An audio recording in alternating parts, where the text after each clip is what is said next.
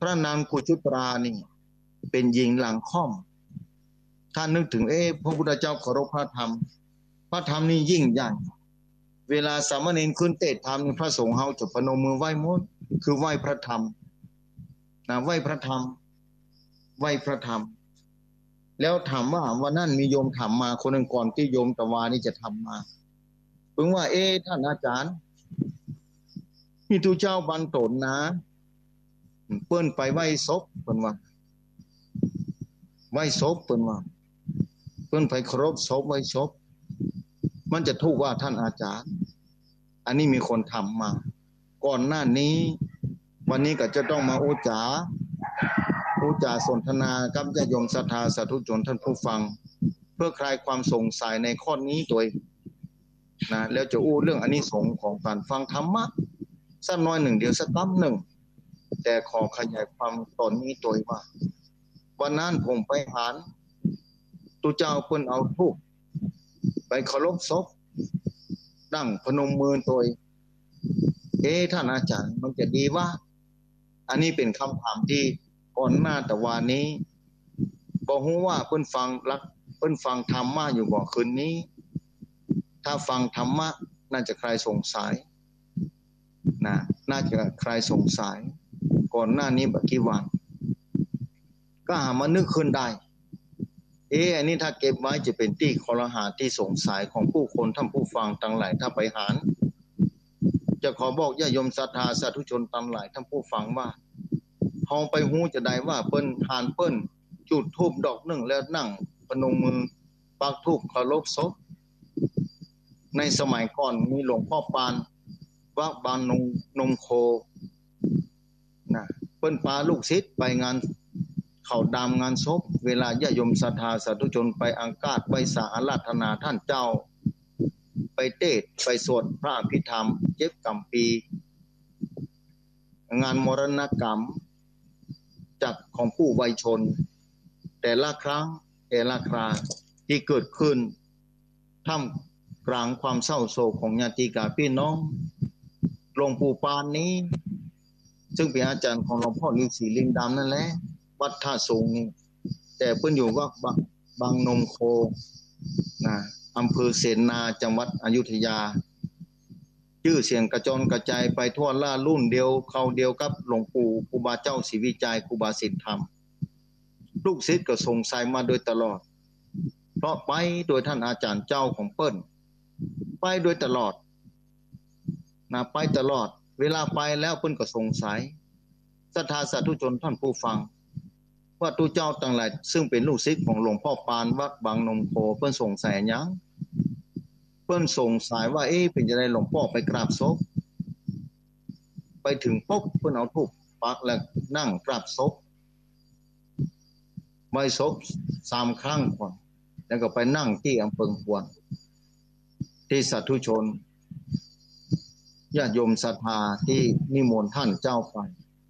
เตรียมสถานที่ปูราดไว้เพื่อแก่พระสงฆ์เพิงควรที่นั่งของพระสงฆ์นั้นก็เกิดความสงสัยเพื่อแก่ลูกศิษย์ลูกหาที่ติดตามประตูมาโดยตลอดมีอยู่วันหนึ่งนะทุกเจ้าตนหนึ่งก็อดบ่ได้แล้วเข้าไปไหว้หลวงพ่อครับผมนี่นะสงสัยมาโดยตลอดว่าหลวงพ่อเป็นจะได้ไปกราบศพอันนี้ศพของเจ้าบ้านผมไปโดยหลวงพ่อหลายครั้งบอกว่าศพหลวงอ่อนที่ตายหลวงพ่อก็พนมมือขึ้นไหว้ศพไม่หญิงก็ไหว้ศพพอใจก็กราบปักธูปไหว้สาไปกราบศพนี่หมายความว่าจะได้ครับหลวงพ่อขอหลวงพ่อสาธยายให้ผมโดยบ่ใจผมคนเดียวนะเนี่ยที่ไปโดยการสงสัยหมดเพิ่นบ่กล้าถามแน่ผมนี่สงสัยมาเมือนแล้วขอหลวงพ่อชี้แจงให้ผมกำเพื่อหายสงสัยกำเตอดีแล้วผู้เจ้าถามก็ดีละอ่านว่าข้าไปกับศพอีกะข้ากับศพที่ไหนข้ากับธรรมะของพระพุทธเจ้าธรรมะที่ไหนครับหลวงพ่อก็ธรรมะนะมรณานุสติ ธรรมะธาตุทั้งสี่เปิ้นสลายไปบ่หันกะวันหนึ่งร่างกายเขาจะต้องสลายเหมือนกันจะต้องตายธรรมะของพระเจ้าเกิดขึ้นโดยตลอดเวลาอยู่แล้วธรรมะของพระเจ้าเกิดขึ้นโดยตลอดอยู่แล้วเขาไม่ใช่ไปกราบศพเนาะข้ามไม่ใช่ได้ไปกราบศพข้ามไม่ใช่ได้ไปกราบคนตายเมื่อใดข้าไปกราบธรรมะของพระพุทธเจ้านะพระพุทธเจ้านี่เพิ่นเคารพธรรมเนาะข้ามาได้ไปกราบศพเมื่อใดข้าไปกราบธรรมะที่เกิดขึ้นธรรมะที่เกิดขึ้นนี่ไม่ใช่จะหาได้ง่ายๆภายอยู่ๆจะไปตายฮึบคนไปกราบบ่มีแหละทุกอย่างไม่ใช่เหตุบังเอิญแต่ด้วยบุพกรรมเนี่ยหลักธรรมพุทธเจ้าได้เกิดขึ้นแล้วเราต้องมีความเคารพในธรรมไม่ใช่ไปกราบศพไม่ใช่ไปกราบสรีระร่างอันไร้จิตวิญญาณของเพื่อนนั้นแต่ไปกราบธรรมะมันเป็นสัจธรรมความเป็นจริงที่เกิดขึ้นแล้วนั่นคือความตายและความเป็นอนิจจังของสภาพร่างกายธาตุทั้งสี่ที่บ่เที่ยงกำลังเริ่มสลายลงไปทีละน้อยทีละน้อยแล้วเริ่มเหม็นเน่ามีหนอนมีหยังเกิดขึ้นถ้าไว้หลายวันเมื่อเฮาไปแล้วเฮาก็โอปนัญญิโกกะน้อมเอาสภาพธาตุทั้งสี่ของเพื่อนที่กำลังสลายนั้นวันหนึ่งจะต้องมาถึงเฮาเป็นแน่แท้ความตายที่เพื่อนกำลังตายต่อหน้าต่อตาเพื่อนแสดงธรรมะเพื่อเฮาพอความตายนั่นแหละวันหนึ่งจะต้องมาถึงเฮาเป็นแน่แท้เฮาก็จะได้ประมาทจะไปประมาทในชีวิตนี้ที่ไปกราบนั่นไปกราบธรรมะไปกราบสัจธรรมไปกราบธรรมะที่พระเจ้าแสดงมาโดยตลอด45ภาษาแม้พระองค์เองก็ต้องละโลกนี้ไปเข้าสู่แดนนิพพานมหานิพพานเจ้าแล้วตู้เขาทั้งหลายสงสัยมาเมื่อละกะสงสัยดีแล้วที่มาถามที่จริงหลวงปู่ปานหลวงพ่อปานเพิ่นก็บอกไปแล้วก็ไปนั่งไปกราบแล้วเพิ่นก็ว่ากราบโดยเป็นหมู่แล้วก็ไปนี่โยมวันก่อนที่ถามมาก่อนที่คนตะวาถามก็ขอมาเทศน์จ่าวันนี้คือฟังว่าการไปกราบศพนะถ้าคนเข้าใจแบบลึกซึ้งผู้เจ้าบ่ได้กราบศพบัดนั้นไปหันผู้เจ้าจับธูป1 ดอกนั่งคุกเข่ายกมือพนมมือไหว้ถ้าคนถ้าผู้เจ้าตนนั้นมานึกถึงธรรมะพิจารณาเนี่ยคนที่ตายคนนั้นได้อานิสงส์มหาศาลได้พิจารณาหลักธรรมข้อนี้คือแก่สรีระร่างของเปิ้นอันไร้วิญญาณเหลือแต่ธาตุทั้งสี่ธาตุทั้งสี่ที่กำลังสลายลงไปเกิดความเป็นอนิจจังขึ้นมาเป็นแน่แท้ความอนิจจังจะได้เกิดขึ้นในห้วงหัวใจของผู้เจ้าแล้ว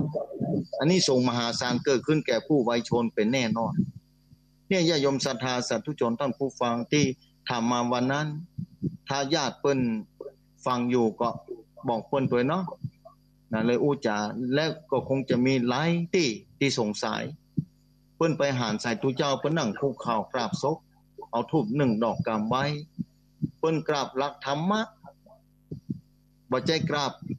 ดินน้ำลมไฟบ่ได้กราบคนที่ตายบ่ได้เคารพคนที่ตายเนาะแต่เคารพธรรมะเพื่อคนที่ตายไปนั่นจะได้อานิสงส์นักจะได้อานิสงส์หลาย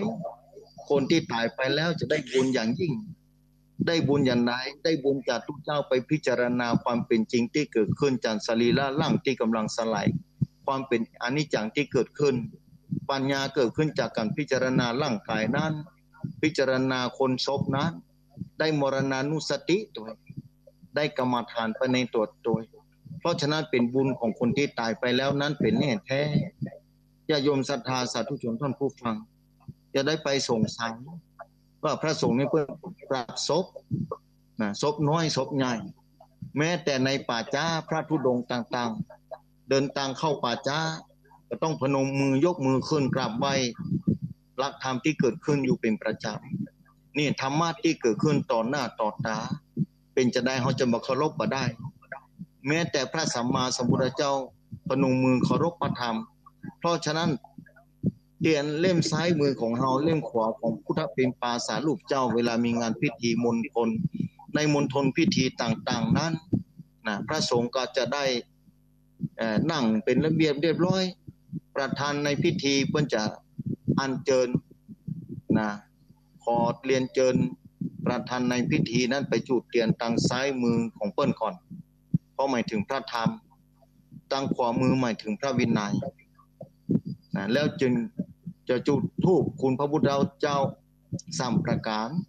มีคุณพระบริสุทธิคุณพระปัญญาธิคุณพระมหากรุณาธิคุณประมาณบ่ได้อันนี้แบบนี้ขอทำความเข้าใจเนาะนะขอทำความเข้าใจมีสมัยหนึ่งโยมเปิ้นขอทำความเข้าใจกับตู้เจ้าวันนี้ตู้เจ้าก็จะต้องขอทำความเข้าใจกับศรัทธาตัวนะเมื่อศรัทธาทำมาก็ต่อไปตามนี้ขออภัยผู้รู้ทั้งหลายถ้าต่อไปด้วยความบรรทุกต้องดีงามอย่างใดอย่างหนึ่ง10 นิ้วไว้สาวันตาขออภัยไว้หน้าที่นี้ตัวเป็นอย่างยิ่งอันนี้หลวงพ่อปานเปิ้นก็ปฏิบัติมาลูกศิษย์เปิ้นก็สงสัยเนี่ยเปิ้นกราบธรรมะคนที่ไปงานศพนี่มีอานิสงส์นักจะโยมศรัทธาสาธุชนได้มรณานุสติ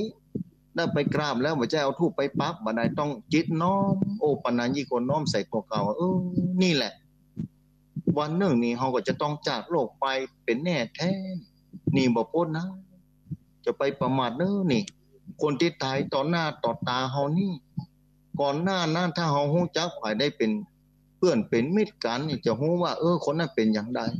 มีความต้องการอย่างใดมีความคดใดอันหยังในที่สุดเพิ่นเอาไปบ่ได้สักอย่าง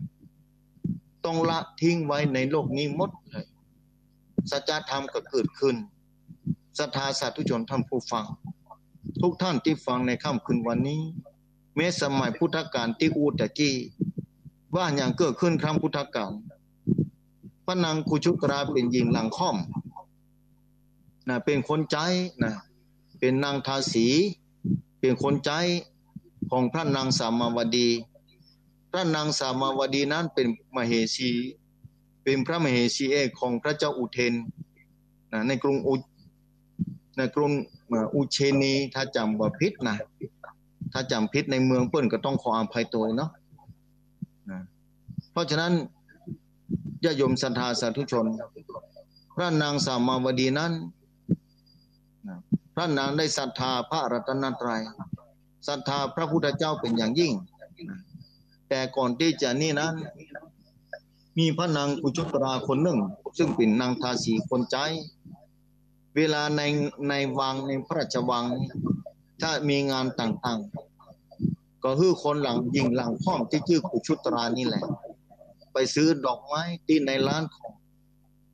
ในมาราการผู้จัดดอกไม้อันสวยงามเจ้าของร้านขายดอกไม้เนี่ยใจพระนางกุชุตราไปโดยตลอดนะไปแต่ละวันนั้นนะพระนางสามาวดีเอาเงินเพื่อ8 กหาปณะไปซื้อดอกไม้มาจัดในงานในพระราชวังถ้ามีงานพี่ไปจัดถึงวันนะไปซื้อถึงวัน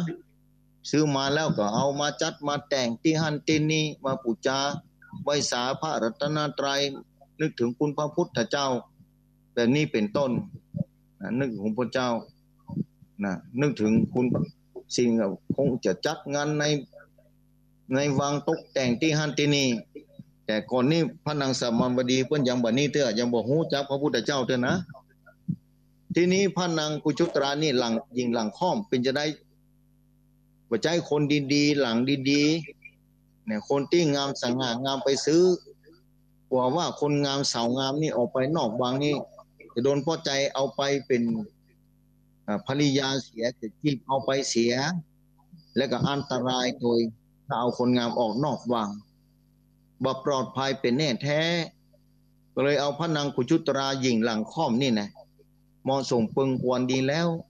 เพื่อไปซื้อดอกไม้มาวันละ8 กหาปณะตึงวันศรัทธามีอยู่วันหนึ่ง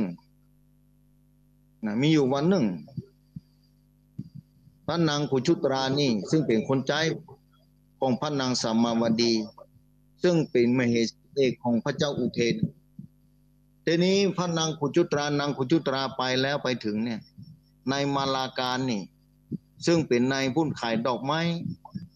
ทีนี้เพื่อนก็บอกว่าเดี๋ยวก่อน เจ้ามาซื้อดอกไม้ตอนนี้บ่มีเวลาเตื้อวันนี้กำลังจะเดี๋ยว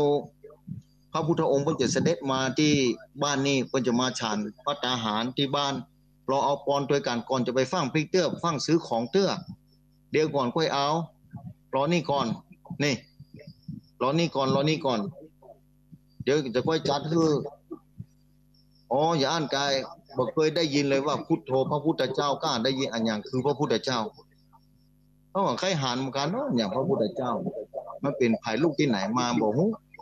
ขอโทษในมาลากรรมเพิ่นตกแต่งดาคัตนิยาอาหารโภชนาอาหารข้าวน้ำโภชนาอาหารตกแต่งดาอย่างประณีตละเอียดอ่อนเป็นโอ้งามละเอียดอ่อนทรงคุณค่ากับอาหารที่จะถวายภัตตาหารคือกับพระสัมมาสัมพุทธเจ้าเสด็จมาครับพระสงฆ์สังฆเจ้าตั้งหลาย500 ตนก่อนโอ้พระนางกุจุตราก็โอ้ล้อก็ดีแล้วจะใครหารพระพุทธเจ้าเป็นจะได้พระพุทธเจ้าบ่เคยหารกับการเตื้อได้ยินโอ้ใครหารแต่ละพอถึงเวลาพระสัมมาสัมพุทธเจ้าเสด็จพระราชดำเนินมาถึงยังเคหสถานหอเฮือนของในมาลาการผู้ฉลาดอย่างยิ่งที่ขายดอกไม้ตกแต่งดอกไม้มาโดยตลอดวันนี้ได้อังคาดไว้สาอาราธนาพระสัมมาสัมพุทธเจ้าได้มาฉันภัตตาหารเจ้าอย่างบ้านอย่างหออย่างเฮือนโต๊ะแต่งดาถวายเป็นตาลลานจ่ายอเกณฑ์ถวายเป็นตาล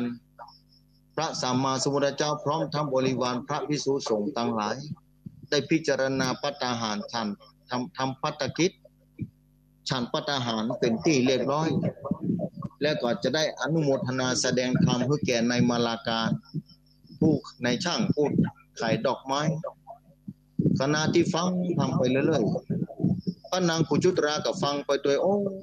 พระพุทธเจ้านี่มีสง่าราศีผ่องใสยิ่งนักเหมือนคนธรรมดาแต่เปิ้งก่อนแต่ในมาลาการเปิ้นตกแต่งดาคัตนิยาอาหารอย่างประณีตถี่ถ้วนยอเกณฑ์ถวายเป็นตาลแต่เนอะมาพอแล้วมานั่งฟังธรรมเงียบปิ้งผู้คนหมดพระเจ้าแสดงธรรมจบปุ๊บเรื่องอนุบุพิกาถาคงจะเป็นอนุบุพิกาถาการฮืดตานห้าสาศีลภาวนาศรัทธาสาธุชนพอฟังธรรมแล้ววันนี้เอาต้องซื้อดอก8 กหปณะได้หรือ8 กหปณะซื้อดอกไปหมดเลยโอ้พอฟังธรรมปุ๊บได้สำเร็จเป็นพระโสดาบันสำเร็จธรรมะที่พระพุทธเจ้าแสดงธรรมวันนี้โอ้บ่เอาแล้วเบาแล้ววันนี้ผู้เตื้อนี้มาซื้อ4 กหปณะเพราะว่าเอามา8 กหปณะแต่วันนี้ขอซื้อหมดเลยในมาลาการพอจะขายดอกไม้จัดคือแค่4 กหปณะพระนางกุจุตราก็บอกว่าท่านในดอกไม้ในช่างดอกไม้วันนี้ข้าเจ้าขอซื้อ8 กหปณะเนอะ8 กหปณะเพราะว่าถึงวันนี้ซื้อ4 กหปณะขอจัดคือแห่ง4 กหปณะในมาลาการขององค์ได้ในมาลาการซึ่งเป็นช่างดอกไม้เพิ่นจัดมาคือแห่ง4 กหปณะมาลาการนะรวมกันทั้งหมดเป็น8 กหปณะหลังจากจัดเรียบร้อยนางกุจุตราก็รวบเอาดอกไม้ถึง8 กหปณะปิกไปวันนี้พระนางสามาวดีแปลกว่าพระนางกุจุตราเธอยังเอาดอกไม้มานักเต้นนักว่าถึงวันมาได้เธอซื้อเพิ่มจะได้มา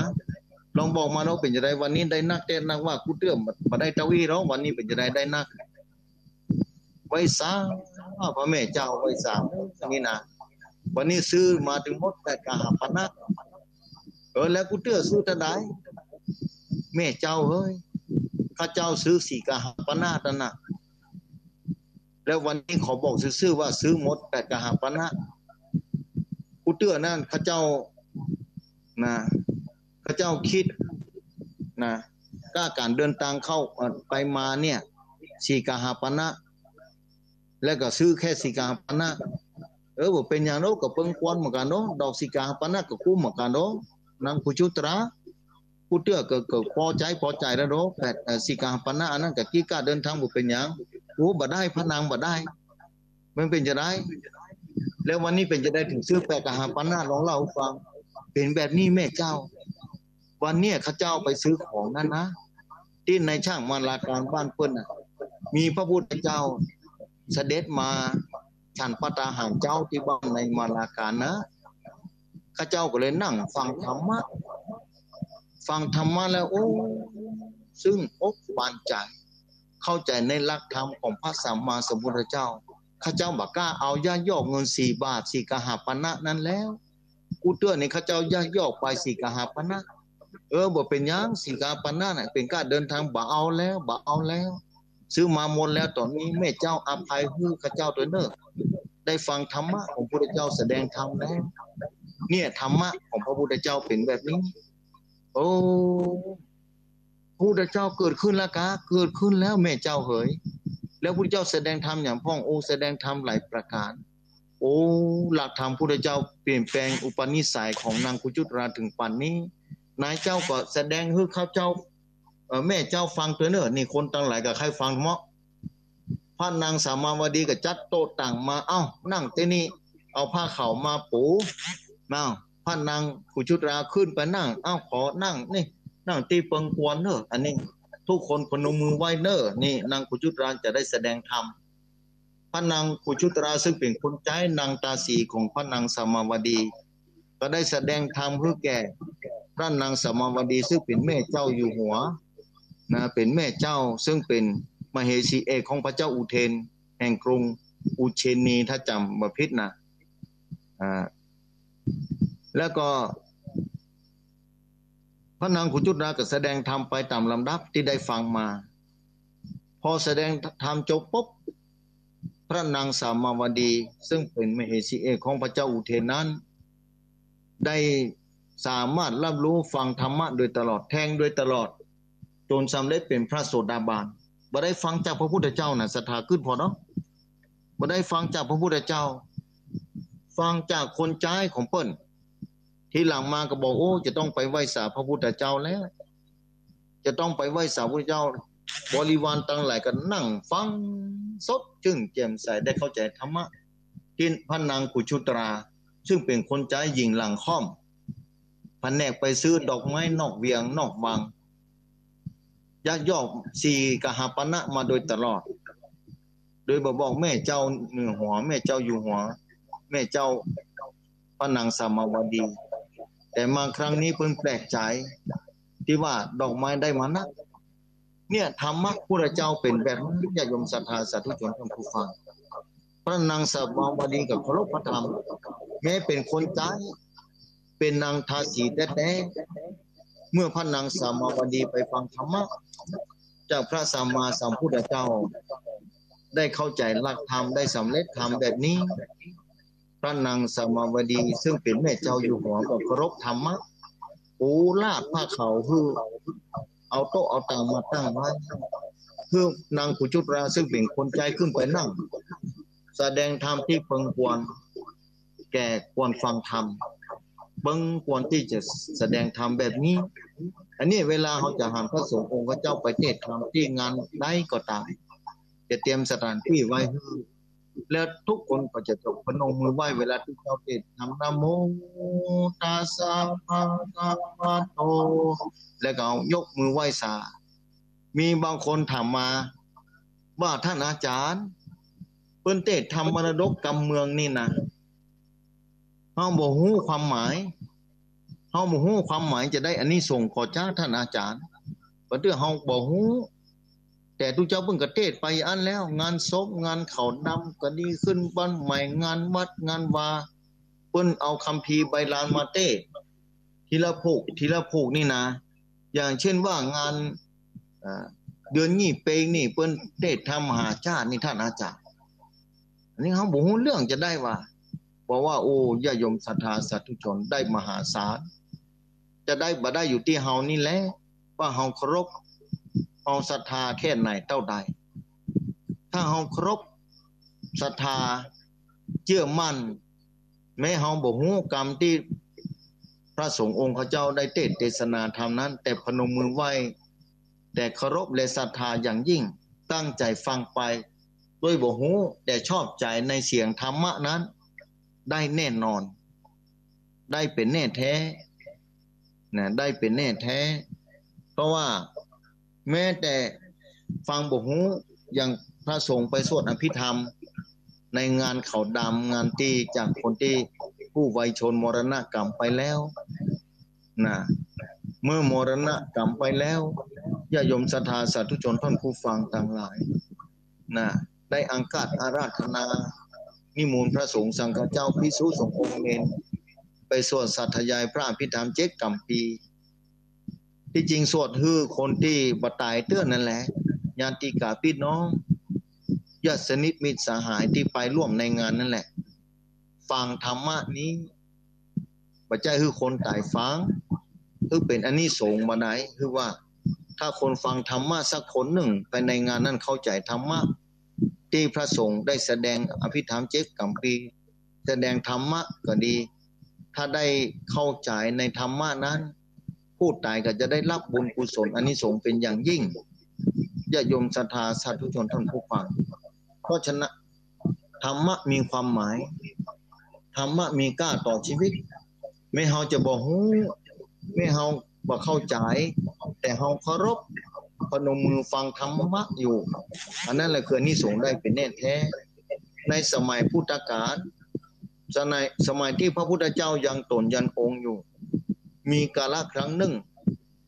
เจ้ามาพระองค์จะต้องแผ่ไข่พยานแผ่ไข่พยานจะต้องโปรดวรรณยสัตว์ว่าเจ้านี้เนี่ยไผ่พ่องน้องที่บารมีแก่กล้าแล้วที่จะฟังธรรมะของตถาคตพระสัมมาสัมพุทธเจ้าแล้วจะแทงตลอดรอบฟังจะเข้าใจหลักธรรมเป็นแน่แท้จะเข้าสู่อริยบุคคลเบื้องต้นหรือเบื้องปลายไผ่พ่องน้อเจ้านี้อันนี้เป็นพุทธกิจของพระสัมมาสัมพุทธเจ้าพระองค์ทำมาโดยตลอดทุกเจ้าก่อนจะออกบิณฑบาตตรวจพอก่อนว่าไผ่พ่องที่มีธรรมะอันยาวนานสั่งสมบารมีมายาวนานที่จะฟังธรรมะของพระองค์ได้แล้วนะในขณะเดียวกันนั้นพระสารีบุตรซึ่งเป็นอัครสาวกเบื้องขวาของพระสัมมาสัมพุทธเจ้าพระธรรมเสนาบดีซึ่งมีปัญญารองจากพระพุทธเจ้าในสมัยพุทธกาลนั้นพระสารีบุตรเถระเจ้านะพระสารีบุตรเถระเจ้ามีลูกศิษย์อยู่500 ตนนี่500 ตนซึ่งเป็นชาวประมงออกหาป่าผู้เจ้าผู้หวานเตะคือจะได้กระตึงบ่ฮู้เรื่องศรัทธาสาธุชนท่านผู้ฟังพระสารีบุตรก็สอนจะได้เพิ่นก็บ่เข้าใจเตะจะได้ก็บ่ฮู้มีเจ้าหนึ่งพระพุทธเจ้าได้แผ่ไข่พยานว่าตรวจพอว่าเจ้านี้ไผ่พ่องน้องที่จะมาฮู้ธรรมะบารมีแก่กล้าแล้วถ้าเป็นมะม่วงสุกนี่ถ้าเป็นมะม่วงนี่สุกที่บนขั้วพ้นแล้วถ้าลงมาปัดน้อยเดียวนี่จะตกจากขั้วแล้วเจ้าวันนี้พระพุทธองค์พระสัมมาสัมพุทธเจ้าก็ได้ตรวจพอว่าเจ้าวันเนี้ยไผ่พ่องน้องที่จะได้ตรัสรู้โดยพระพุทธเจ้าจะฮู้ธรรมะที่พระเจ้าจะได้แสดงธรรมให้เพื่อนฟังปรากฏว่าทุกเจ้าบวชใหม่500 ตนเป็นลูกศิษย์พระมหาเถระเจ้าพระสารีบุตรมหาเถระเจ้านี้ซึ่งเป็นพระธรรมเสนาบดีมีธรรมะมีปัญญารองจากพระพุทธเจ้าแต่ปรากฏว่าพระสารีบุตรเถระเจ้านั้นแสดงธรรมให้ลูกศิษย์ได้เข้าใจได้พระพุทธเจ้าก็เลยห้องพระธรรมเสนาบดีสารีบุตรเถระเจ้าเดินตามมาหาว่าสารีบุตรมานี่ก่อนบัดนี้เธอจงเอาประกรณ์7 ประการนี้สาธยายให้ลูกศิษย์ตัวเก่าฟังเนอะเพราะของเก่าเพิ่นมีมาแบบนี้อย่าอ่านกาพระสัมมาสัมพุทธเจ้าสัพพัญญูรู้แจ้งโลกแต่นี่ญาติโยมศรัทธาสาธุชนท่านผู้ฟังต่างหลาย มื่อพระสารีบุตรมาสาธยายนะคือลูกศิษย์500 ตนซึ่งเป็นภิกษุตุเจ้าบวชใหม่ปรากฏว่าแทงตลอดรอดฟังหมดแสดงพิธรรมเจ็บกำปีประกรณ์เจ็บประการให้ฟังทีนี้ญาโยมศรัทธาสาธุชนท่านผู้ฟังพระสารีบุตรถามว่ามาจากสาเหตุอันใดที่ว่าเอาเตจะได้เพิ่นบอกโหต้องมาเฮียนจากพระพุทธเจ้าพระพุทธเจ้ารู้แจ้งโลกว่าพระเจ้าบอกแก่พระสารีบุตรว่าเนี่ยเธอเข้าใจไว้ว่าตุเจ้า500 ตนที่บวชใหม่เป็นชาวประมงนี่แหละเป็นลูกของชาวประมงนี่เมื่อชาติก่อนปูนพระเจ้าองค์ก่อนจากตถาคตองค์นี้ละพระพุทธเจ้ากัสสปะพุ่นแล้วตุเจ้าเหล่านี้500 ตนนี่ที่บวชใหม่เป็นลูกศิษย์ของตัวเขานะเพื่อนเป็นค้างคาวอยู่พื้นถ้ำในถ้ำพุ่นพอดีมีตุเจ้าตนหนึ่งสมัยพระพุทธเจ้ากัสสปะพุ่นไปสาธยายพิธรรมเจ็บกำปีในถ้ำสาธยายพิธรรมเจ็บกำปีอภิธรรมแสดงธรรมในถ้ำปรากฏว่าค้างคาว500 ตัวนั้นนะฟังธรรมะฟังที่ตุเจ้าเทศนะชอบใจเต้นนะบอกหูเรื่องข้างเขาไปหูเรื่องอย่างวะเพื่อนก็อยู่เกาะผนังถ้ำนะเพื่อนก็ตั้งใจฟังพูดตัวห่อเงียบปิ้งหมดข้างเขาตูเจ้านั่นก็ไม่ได้ตั้งใจไปเต้คือข้างเขาฟังไปทวนบ่ได้ไปท่องคือมันคล่องเพื่อว่าจะสาธยายเมื่อใดก็จะได้คล่องกับเพื่อนพ้องไปสาธยายเพื่อความเข้าใจรักธรรมแต่ข้างเขาเนี่ยก็ตั้งใจฟังเสียงตูเจ้าสวดมนต์น่ะม่วนเต้นเลยนะเสร็จแล้วพอตุเจ้าท่องจบเจ็บกำปีพุทธเจ็บกำปีพิธรรมนี่ข้างเขาเหล่านั้นตกหัวฟาดปืนมาผ่าตายหมดเรื่องศรัทธาสาธุชนท่านผู้ฟังคนไหนถ้าไปหันโอ้ตุเจ้านี่ไปแย่อย่างอ้านแย่อย่างไปสวดมนต์ไปรบกวนข้างเขาเนี่ยโอ้มันเป็นบ้าบ้านเนี่ยตาย500 ตัวตกตายไปหมดไปเสี่ยงโตพระตุเจ้าว่าจบเลยข้างเขาตายไปหมดเลยแต่ปรากฏว่าข้างเขานั้นตายไปแล้วไปเกิดเป็นเทวดาหมดอันนี้ส่งจากการฟังที่ตุเจ้าเทศแม้บอกหูเรื่องแต่เคารพตั้งใจฟังเงียบปิ้งหมดข้างเขาเกาะผนังทำไว้แน่นมือเกาะไว้แน่นตั้งใจฟังจัดดีพอฟังแล้วด้วยความเงียบสงบที่ชอบในเสียงที่ตุเจ้าเทศแต่บอกหูเรื่องเพียงอันนี้ส่งเพียงเต้าอ้านบ่ได้ศรัทธาลองขึ้นพอเนาะอันนี้ส่งนักบันนักหมดจัดเป็นสัตว์เดรัจฉานทันทีตกลงไปต้องหมดจัดเป็นข้างเขาแล้วอันนี้ส่งมันนักเอาตกลงไปหัวฟากปืนดวงจิตของข้างเขา500 ตัว500 ดวงจิตไปเกิดเป็นเทวดาหมด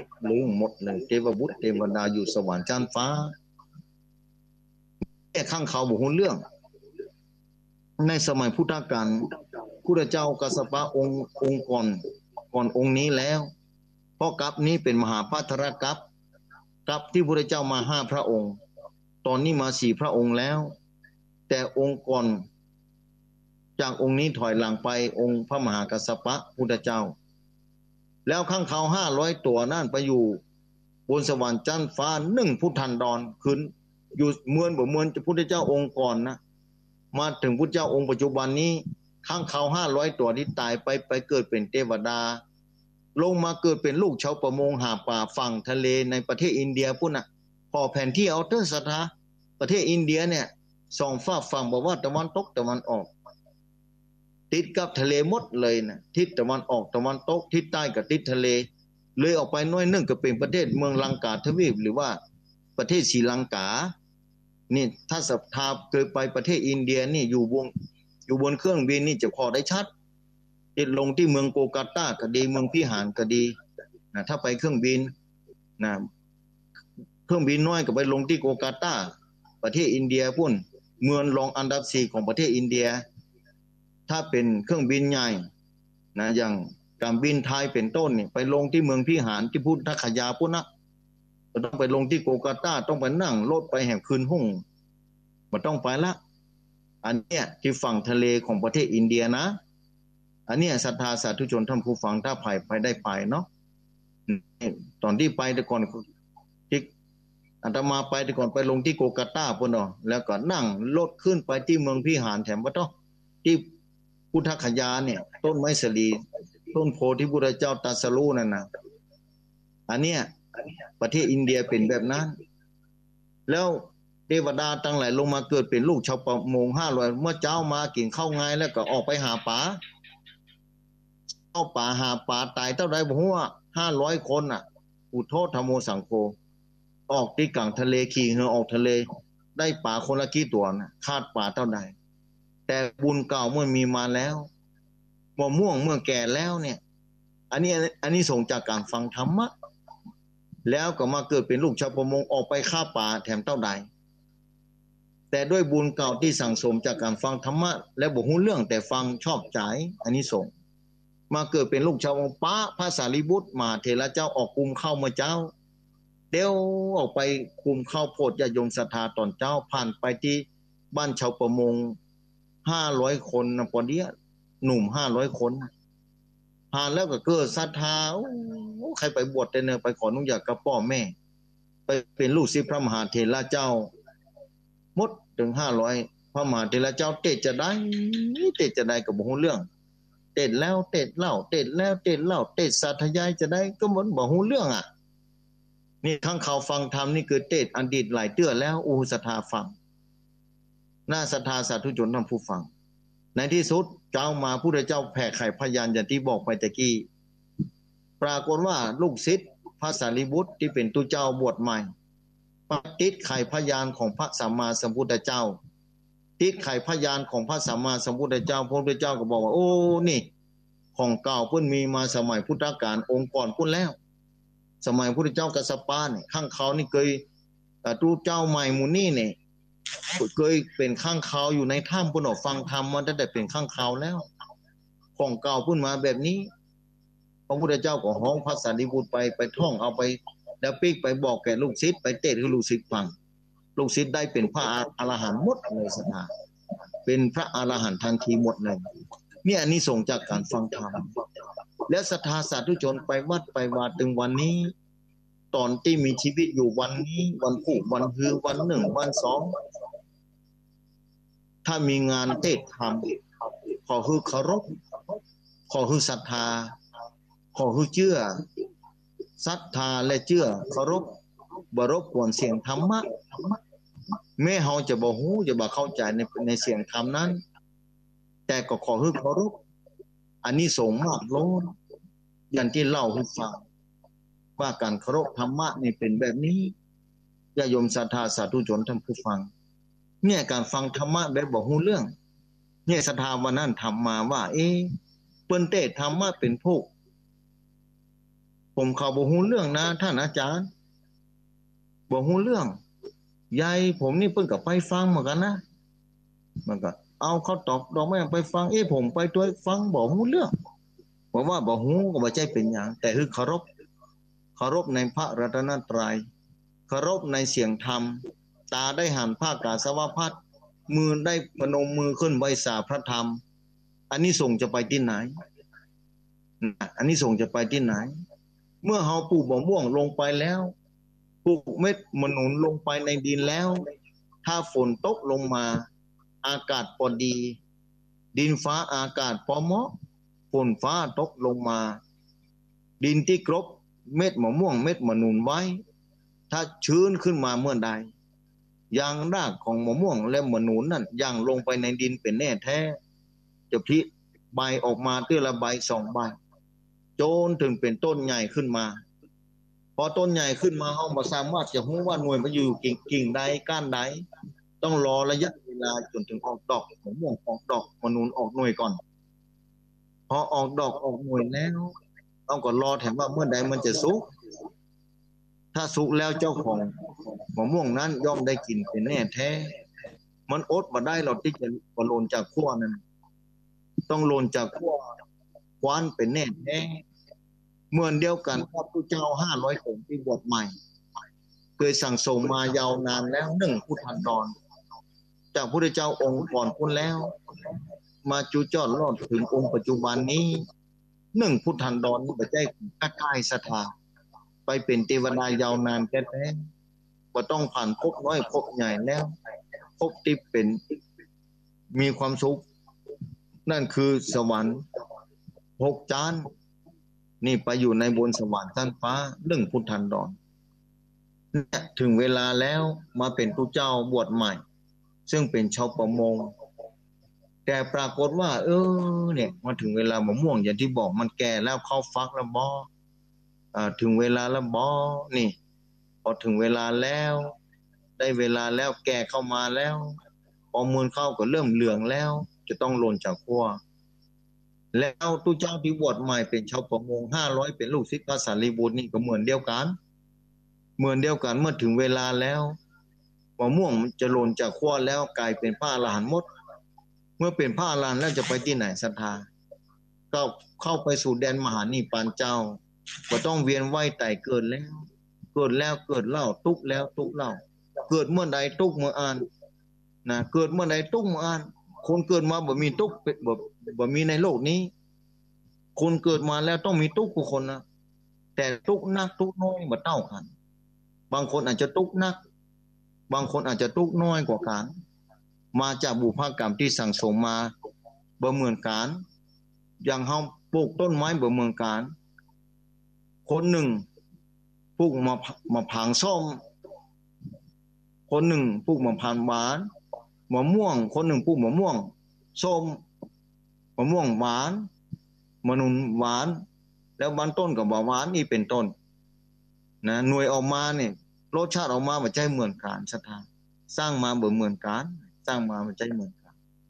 เนี่ยญาติโยมศรัทธาสาธุชนแต่ละคนเอากะหารถึงวันนี้ศรัทธาหลวงพ่อแม่พี่น้องญาติกาพี่น้องญาติสนิทมิตรสหายแต่ละคนบางครั้งบางคราวแต่ละวันที่เฮาหารกันถึงวันเนี่ย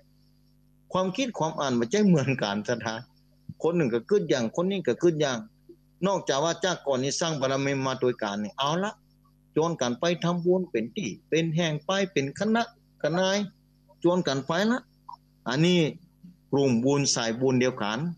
ปากันเป็นกลุ่มเป็นก้อนไปที่หันที่นี่ถ้าเปิ้นมาจวนไปทำบุญไปนะใครไปแล้วไปเอาก็ไปหันเดียวก็ไปนี่อันนี้เปิ้นว่ากัลยาณมิตรกัลยาณธรรมเคยสั่งสมบุญมาโดยกัน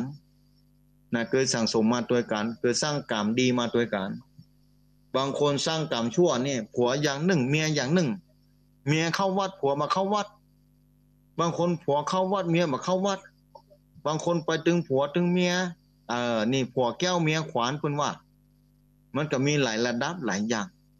บางคนฟังธรรมะผัวบ่ชอบเนี่ยบางคนผัวฟังธรรมะฟังมันยิ่งหยังแบบนี้เป็นต้นอันนี้สำนัก บางคนวิทยุเสียบไปหลายเครื่องร่างกายจะไปหูว่าที่ฟังวิทยุมาเนี่ยอันนี้ก็เต้นมาเป็น10 กว่าปีแล้วนะอยู่ในคลื่นสีขาวที่ออกอากาศด้วยการครูบาอาจารย์แต่ละตนแต่ละองค์มาออกอากาศหลายปีบันเตื้อก็หูข่าววิทยุบางเครื่องก็โดนไปจมน้ำพุ่นหายจ้อยซ้อหามาปากับ1ลอยน้ำไปแล้วนั่นฟังธรรมะกำลังม่วนข้านี่มีกรรมอันอย่างแต่น้อนี่ไปซื้อเครื่องใหม่มานะไปซื้อเครื่องใหม่มาแถมเหมือนโดนแถมแล้วอันนี้บุพกรรมมาเตื้อสร้างกรรมมาด้วยกันน่ะเมียใครฟังธรรมดีแต่ผัวบ่สู้บางคนผัวไปวัดไปวาไปปัญญ์อย่างนั้นน่ะเนี่ยมันทำมาหากินนี่มันได้อย่างนั้นน่ะขึ้นมาน่ะก็มีบ่น้อยเหมือนกันแล้วแต่ความรู้ความเข้าใจแล้วแต่บุญญาบารมีแต่ละคนที่เคยสั่งสมมาบางคนที่เคยสั่งสมมาแบบนี้หานพระสงฆ์องค์เจ้าแล้วก็สายกมือขึ้นไหวอย่างประเทศพม่าเป็นต้นศรัทธาสาธุชนท่านผู้ฟังประเทศพม่านี่ป่องแก้วตังสามนี่เปิ้นห้ามเด็ดขาดบ่ฮือใส่เกือบถ้าภายใส่เกือบเข้าไปจะโดนพ่อทันทีเลยโดนจ้องทันทีเลยแม้กระทั่งแผ่นดินไหวที่เมืองภูกามเนี่ยประเทศพม่านี่นะหลังคาวิหารตกแตกเลี่ยลายหมดเจดีย์บันดวงบันองค์ก็พังทลายลงมาเจ้าใหญ่ในโตเข้าไปกวาดมันกวาดในทอดเกือบนอกพุ่นนะขนาดมีแผ่นหินแผ่นเศษบนหลังคงหลังคาเข้าไปกวาดเข้าไปพอวัดพอว่าเสียหายเท่าใดนักเท่าใดนี่โอ้นี่เปิ้นทอดเกือบเนี่ยขนาดมีเศษ ไม้เสร็จตกหลังคาดินกี่ตกแง่เลียดลาดเพิ่นก็ถอดเตียวเตียวเขาก็ไหว้ย่องเข้าไปยกมือไหว้พุทธปิมปาสารูปเจ้าเนี่ยศรัทธาสาธุชนท่านผู้ฟังเป็นทอดเกือบเป็นเคารพเต้นเนอเนี่ยแต่ก่อนก็มีคนถามอ่ะนะเคยอู้สถานีหลายครั้งแล้วญาติโยมศรัทธาสาธุชนท่านผู้ฟังมีคนถามว่าเป็นจะได้พม่าเพิ่นถือเต้ถือว่าจริงสมัยละอ่อนตะกอนนี่ที่วัดป่าปูน่ะตะกอนอาตมาไปเข้าวัดป่าปูเนาะเวลายังบ่มีวัดเตื้อตะกอนบ้านห้องนะอยู่อำเภอบ้านห้องนะจังหวัดลำพูนนะพอนี่เข้าวัดพวกวินี่เป็นถ้าใส่เกือบเข้าไปโดนตบแข้งนะปั๊บนะบอกบ่ฟังกะจะไปใส่เกือบไปเนี่ยเวลาเอาเกือบไปนี่มัดติดเงาพวกเราพวกวิเนี่ยแล้วก็เกือบนี้ต้องเก็บไว้ดีๆต้องปัดขี้สงขี้ใส่ที่องค์ตีนออกหมดก่อนเวลาจะออกจากวัดเวลาจะเข้าวัดกว่าขี้ทรายขี้ดินในวัดจะออกมานอกวัดจะเป็นกามกับธรณีสงฆ์ภายในวัดเพิ่นว่าเวลาเข้าไปจะไปเอาขี้เยอะขี้อย่างติดตีนติดนี่เข้าไปนี่เพิ่นเคารพนะสมัยก่อนนะแต่ก่อนที่วัดป่าปูแต่ก่อนไปบวชเนรที่วัดป่าปูพุ่นน่ะตำบลป่าปูอำเภอบ้านห้องเนาะเหมือนบวชวัดป่าปูวิหารหลวงวัดป่าปูพุ่นทุกคนนะเมื่อล่ะจะเป็น40 ปีแล้วกันเหมือนนั่นแกเนี่ยญาติโยมศรัทธาสาธุชนท่านผู้ฟังนะที่พม่าเปิ้นเคารพเนี่ยเปิ้นเลยนึกถึงพุทธกาลพุ่นพุทธกาลนี่พระเจ้าพิมพิสารนี่โดนพระเจ้าอาชาติศัตรูซึ่งเป็นลูกตัวเก่าแต่พระราชโอรสของตัวเก่านะเอามีดไปปาดองค์ตีนป้อนี่ขังป้อไว้ในคุกในตารางนี่ในคุกปรากฏว่าจะฮื้อป้อตายขังไว้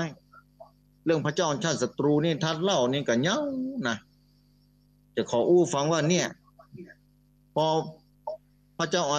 จ้าพิมพิสารซึ่งเป็นพ่อของพระเจ้าชาติศัตรูนี่เพิ่นโดนขังไว้โดนขังไว้ตอนนี้จำได้แล้ววันนั้นเขาอู้ถึงเรื่องพุทธประวัติเพิ่นกำลังฉายอยู่เนี่ยตอนนี้นะไผ่พ่อกับพ่อเนอะวันไหนตำมาหมดจะมีทีวีนะลองพ่อไปพ่อพุทธประวัตินะ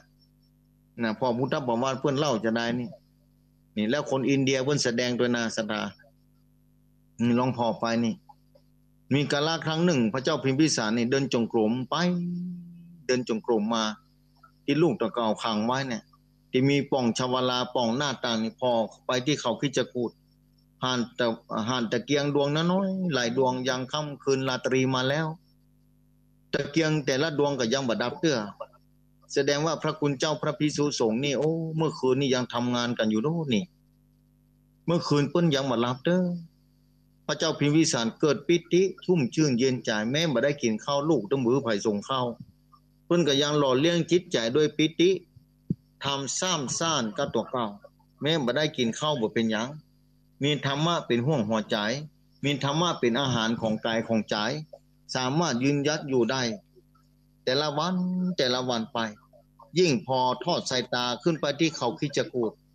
หูว่าพระสัมมาสัมพุทธเจ้าอยู่ที่หันความชุ่มชื่นจิตใจก็เกิดขึ้นความเบิกบานใจก็มีมาญาติโยมศรัทธาสาธุชนท่านผู้ฟังเพราะฉะนั้นแม้บ่ได้กินข้าวก็บ่เป็นหยังนะแม้เนี่ยพระราชายาคือพระมเหสีโดนพระเจ้าลูกของเปิ้นพระเจ้าชาติศัตรูเนี่ยพระราชโอรสขังบ่ฮื้อมาเพื่อส่งเข้าในที่สุดพ่อก็บ่ตายเตื้อเอามีดเข้ากรีดที่องค์ตีนปาดที่องค์ตีนใส่พริกใส่เกลืออันยานจะปานนั้นศรัทธาอันยานจะปานนั้นเพิ่นถามว่าพ่อของตะกอเตียวไปเตียวมาเพิ่นก็เตียวจงกรมเนาะเพิ่นเตียวจงกรมไปมาพิจารณาข้อธรรมเพิ่นเป็นพระอริยเจ้าชั้นต้นแล้วศรัทธาเป็นพระอริยเจ้าบ่ตกอบายภูมิแล้วเพิ่นปิดเสร็จแล้วซึ่งอบายภูมิสำหรับพระเจ้าพิมพิสารนั้นเพิ่นดึงจงกรมโดยอยู่ด้วยปิติธรรมะปิติเพิ่นว่าธรรมะปิติรสแห่งพระธรรมนี้เป็นรสที่หาได้ยากในโลกนี้นอกจากคนที่สั่งสมมาแล้วต้องไผบ่เคยสั่งสมก็ต้องตั้งใจไปวัดตั้งใจฟังธรรมตั้งใจฮึดตามทั้งศาสนาภาวนาเท่าอ่านศรัทธา พระเจ้าพิมพิสารแม้จะโดนปาดองค์ตีนทรมานขนาดไหนเพิ่นก็อดกลั้นเอาไว้เพิ่นก็บอกว่าตายเพิ่นก็อดกลั้นไว้จนถึงสวรรคตลงไปท่ามกลางความเจ็บปวดเมื่อยล้าเวทนาอย่างยิ่งแต่ด้วยบุพกรรมอันนี้แหละเพิ่นไปทูลถามพระสัมมาสัมพุทธเจ้าว่าเป็นพ่อกรรมอันใดน้องพระเจ้าพิมพิสารนี่นะลูกแท้ๆมาขังพวกเราไว้แล้วใจมีดปาดองค์ตีนตาถึงพิษถึงเตือจะแสบร้อนขนาดไหนศรัทธาขึ้นพอเนาะแล้วบ่สามารถจะเตียวจงกรมได้แต่ธรรมปิติยังอยู่ในห้วงหัวใจระงับเวทนาความเจ็บปวดไปได้เป็นคณะไปเวทนาบ่สามารถจะลุมเล้าจิตใจของพระเจ้าพิมพิสารไปได้นี่ศรัทธาสาธุชนท่านผู้ฟังพระเจ้าพิมพิสารก็อยู่ไปเลย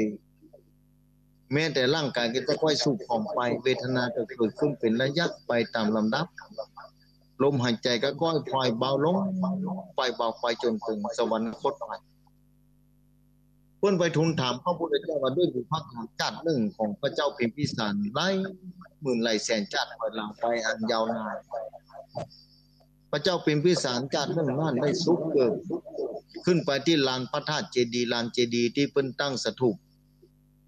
พระธาตุเจ้าพระอรหันต์เจ้าทีนี้องค์ตีนที่สุกเกิดขึ้นไปน่ะด้วยบุพกรรมเพียงเล็กน้อยตาอันน่ะมาจุจอดรอดถึงชาติปัจจุบันของพระเจ้าพิมพิสารทำให้โดนลูกเนี่ยปาดองค์ตีนตัวเก่าลูกนี่เชื่อพระเจ้าพระเทวทัตเนาะศรัทธาอันเนี้ยในที่ห้ามเฮียนมาครูบาอาจารย์ถ้าจะหูต้องขออาภัยผู้รู้ถ้าเราบทพูดถ้าผิดไปอย่างใดอย่างหนึ่ง10 นิ้วไว้3 วันตาขออาภัยไว้ณที่นี้แต่ที่หูมาก็เป็นแบบนี้เพราะฉะนั้นทางเมืองม่านประเทศเมียนมาหรือประเทศพม่านั้นเพิ่นก็เลยถือเอาแบบอย่างนั้นมาว่ากลัวเป็นบาปเป็นกรรมประกาศใส่เกิบเข้าในของแก้วอารามเพิ่นถือว่าญาติโยมศรัทธาประเดี๋ยวนี้ที่เมืองย่างกุ้งนะพระธาตุเชเวดากองเป็นพระธาตุที่สักการะบูชาของเมืองม่านเมืองพม่าอันยิ่งใหญ่นะพื้นที่กว้างใหญ่ไพศาลบนเนินนั้นนะพระธาตุนี้สร้างด้วยทองคำหุ้มด้วยทองคำอย่างดีบนยอดชัดนั้นเป็นแก้วเป็นเพชรเนี่ยเป็นแก้วทรงประกายเอามาส่องประกายเอามาเวลายามค่ำคืนเลิกมาเมื่อไฟฟ้าทอดส่องไปทุกคนจะต้องทอดเกิดจากรุ่มมดหลานได้ขึ้นไปไหว้พระธาตุเจดีย์เชเวดากองพม่าเพราะทางพม่านี่เพิ่นถือมาแบบนี้ญาติโยมศรัทธาสาธุชนท่านผู้ฟังลองขึ้นเอาเถอะเป็นแบบนี้แต่เพราะฉะนั้นญาติโยมศรัทธาสาธุชนท่านผู้ฟังทั้งหลายที่ฟังธรรมะอยู่เวลาก็ไล่มาติ๊กๆนะว่าโดยตลอดผู้กับญาติโยมศรัทธาสาธุชนท่านผู้ฟังเพราะฉะนั้นญาติโยมศรัทธาสาธุชนท่านผู้ฟังทั้งหลายที่ฟังอยู่นะอยู่ที่บ้านที่จองบางคนก็ตั้งใจฟังตั้งแต่เจ้า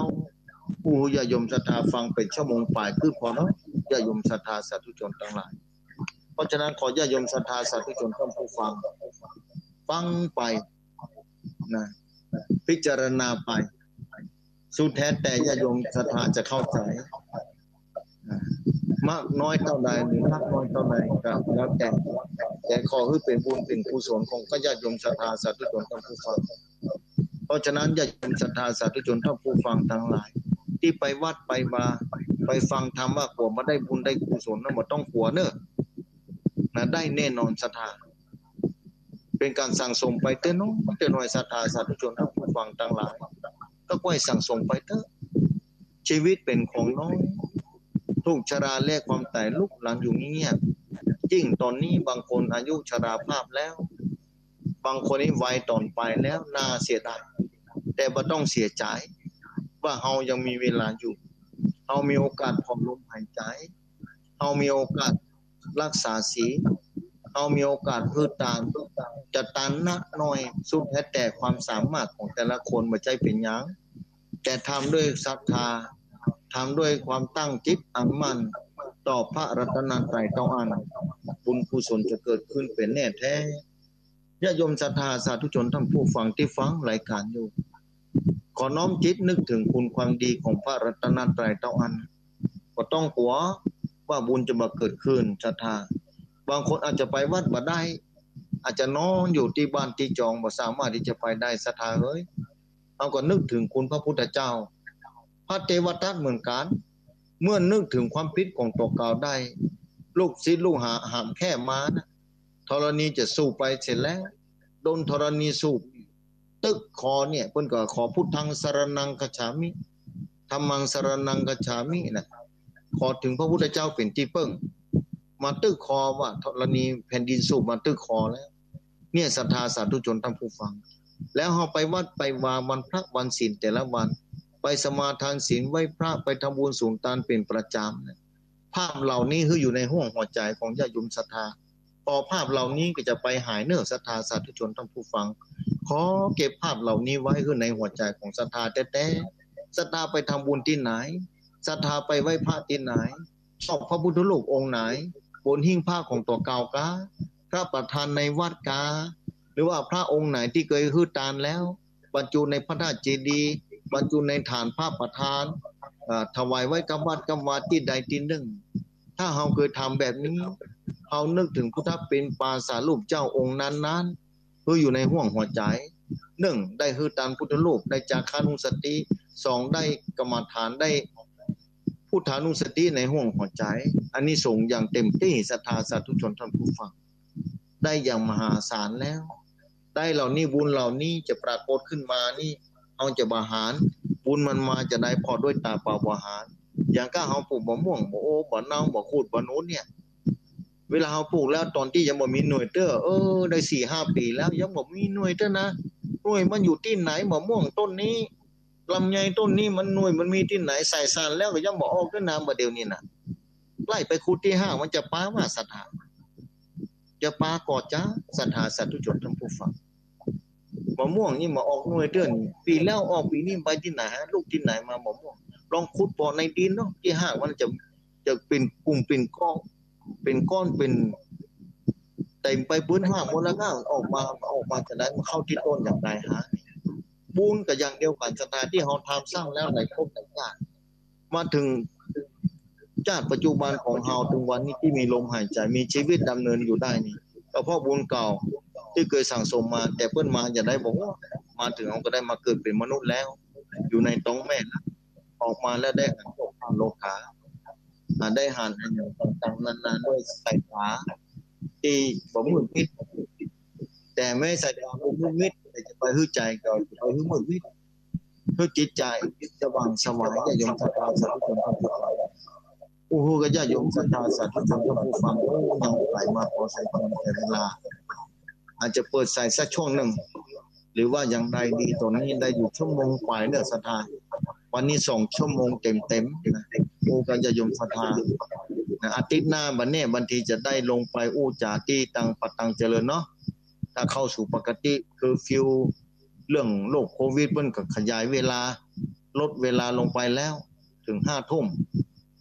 ถ้า5 ทุ่มนี่ก็คงน่าจะปิมาถึงวัดตามผู้อำนวยการสถานีเครื่องสีขาวตามพระครูอภิวัฒนวิกรมเปิ้นก็อู้บอกครูบาอาจารย์พระสงฆ์องค์ข้าเจ้าที่ออกเทศนาธรรมโดยกันนี่ว่านะวันที่1เป็นต้นไปตั้งแต่วันพุธนี้ไปนี่ก็รายการจะเข้าสู่ปกติคือไปจัดรายการที่วัดที่วาวันตนอาจจะจัดอยู่ที่วัดวันตนอาจจะไปสนทนาธรรมที่วัดปัตตังเจริญเนาะแล้วก็จะได้อู้จากันจะได้ไลฟ์สดจะได้ถ่ายทอดสดบางคนใครหารพระสงฆ์องค์พระเจ้าครูบาอาจารย์ตนได้เป็นจะได้ฟังธรรมะออนไลน์ฟังทางไลฟ์ Facebook ไลฟ์ของท่านพระครูอภิวัฒนวิกรมของทางสถานีวิทยุคลื่นสีขาวนะของอำเภอดอยหล่อนะเพราะฉะนั้นญาติโยมศรัทธาอยู่ที่ใดที่หนึ่งในค่ำคืนวันนี้เปิดโอกาสคือโทรเต็มที่แต่เจ้าบางตนบางคนโทรบ่ติดขออภัยตัวเนาะอินเทอร์เน็ตมันดับไปเสียญาติโยมศรัทธาแต่ที่นี่ก็ไปได้อยู่แต่พอดีว่าตั้งสถานีก็อาจจะจูนหาการมาได้ ก็เลยต้องขออภัยได้รับสายไปประมาณเมื่อกี้สายเนาะศรัทธาสาธุชนท่านผู้ฟังเสียงดับไปเสียแต่วันนี้เนี่ยเสียงดีแล้วศรัทธาอินเทอร์เน็ตก็พอใจได้ขึ้นก็พอดีก็ทำให้อู้จาเทศนาปกิณกธรรมคือญาติโยมศรัทธาฟังเล็กๆน้อยๆพอที่จะ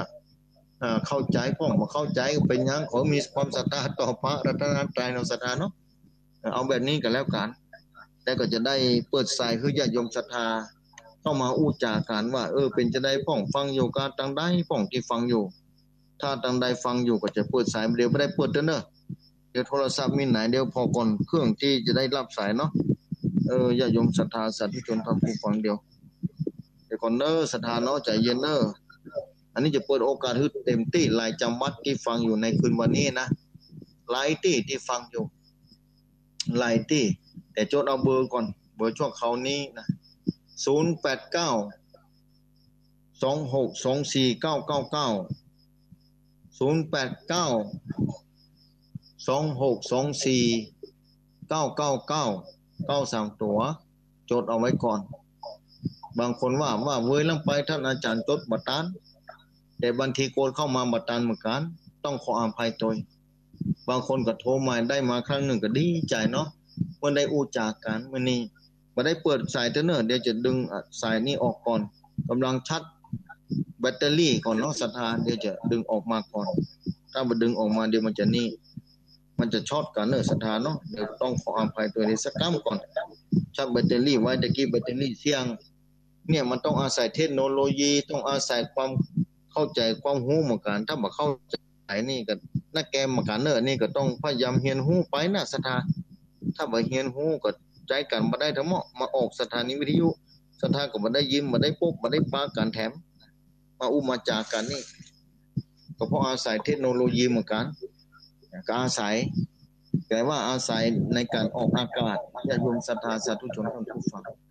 เพราะฉะนั้นก็คิดว่าญาติโยมศรัทธามีที่พึ่งเป็นอย่างดีแล้วนะญาติโยมศรัทธาสาธุชนท่านผู้ฟังนะเพราะฉะนั้นญาติโยมศรัทธาสาธุชนญาติโยมศรัทธาสาธุชนท่านผู้ฟังที่ฟังรายการอยู่ก็โพสต์เข้ามาได้ที่089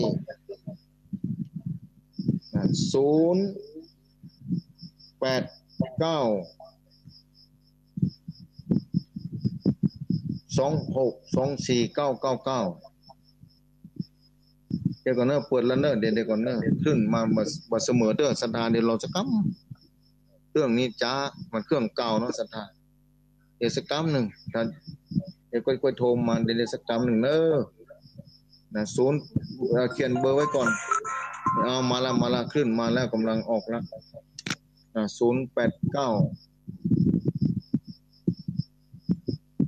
2624 999เดี๋ยวก่อนยังขึ้นมันออกมาอันตัวหนังสือออกมาบ่ได้ศรัทธาเดี๋ยวก่อนเราสักกำก่อนบางคนก็เต้งโทรกันแล้วเนาะเอาเดี๋ยวก่อน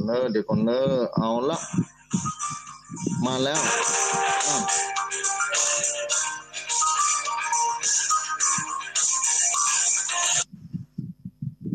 เจริญปอน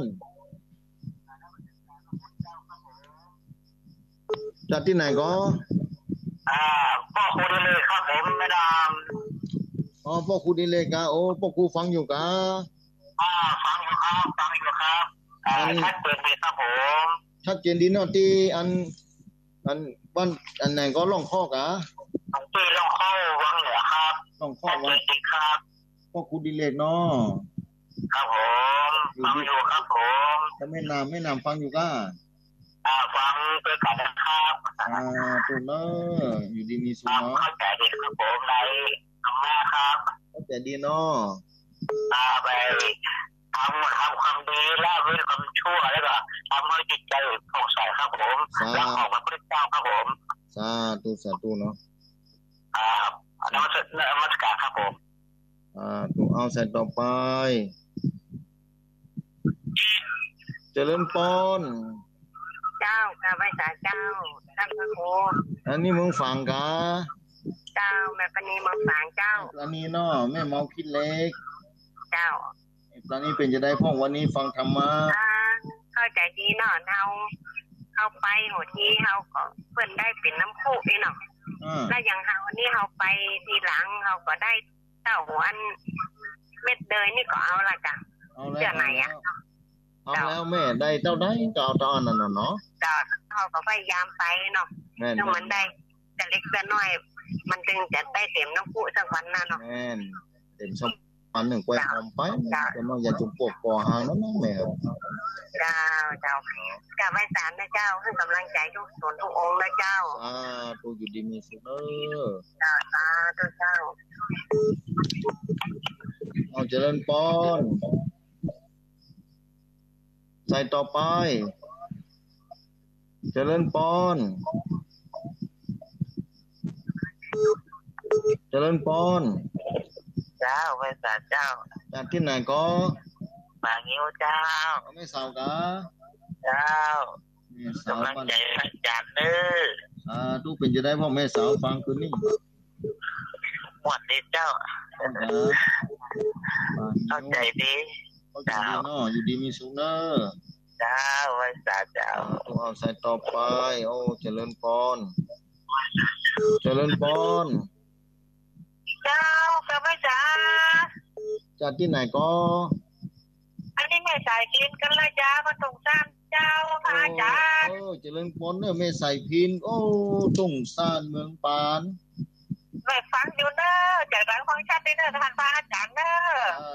ลูกแม่สายพินเมืองปานพุ่นเนอะมันส่งซ่านเนาะเจ้าให้กำลังใจท่านพระอาจารย์เนอะสาธุเนอะแม่เนอะบุญรักษาเนอะแม่เนอะเจ้ากลับไปจ่ายามสาธุใส่เข้ามาโจรปุโดโอ้โหนักขนาดนี้เดี๋ยวก่อนเนอะโอ้เอาเจริญพรเจ้ากับอาจารย์เจ้าท่านอาจารย์เจ้าจากที่ไหนก็แม่โอ้แม่มาต้นจุ่มเจ้าที่แม่ปนินเขาคิดได้อย่างเดียวนี่แม่จันนวลแม่มาต้นจุ่มเจ้าแม่จันนวลแม่เมาทัดตุ่มเนาะแม่มาต้นจุ่มแม่เมาตุ่มแม่จันฟ้องเนาะจันนวลแล้วแม่จันนวลขออภัยด้วยแม่เมาเนาะอำเภอฝางเนาะเมาโดนตุ่มแม่เมาตุ่มเนาะตุ่มโมตนาเด้อนี่